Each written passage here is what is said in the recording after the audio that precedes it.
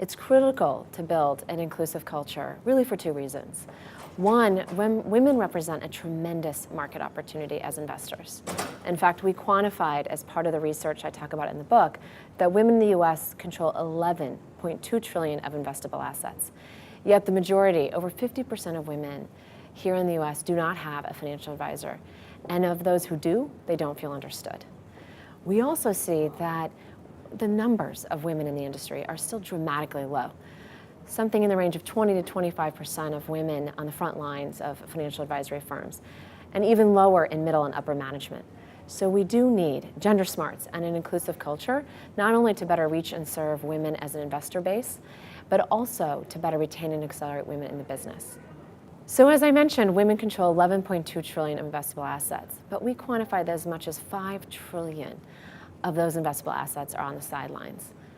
Missed market opportunity for the financial services firms, with as much as 50% plus of women not having a financial advisor.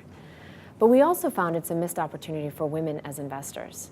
In fact, we found when women do not have a financial advisor, they hold almost 2 times the level of cash in their portfolio.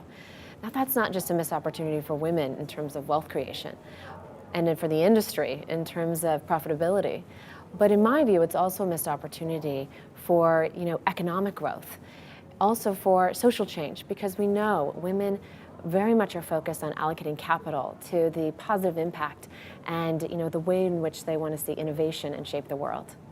One of the other areas of a missed market opportunity isn't just with women investors as wealth management or retail clients, but also with women as business owners, as institutional clients. In fact, you can see that the numbers of women entrepreneurs are growing dramatically, but there is a dearth of capital going to women entrepreneurs. In fact, we found that only 4% of funding from venture capital firms goes to female founder companies. And as part of that, at Plum Alley Investments, we are trying to tackle that issue by giving broader access to women and men who want to invest in women entrepreneurs and actually partner with institutions, venture capital firms and other institutions that are funding the success of women-owned businesses both through equity and debt.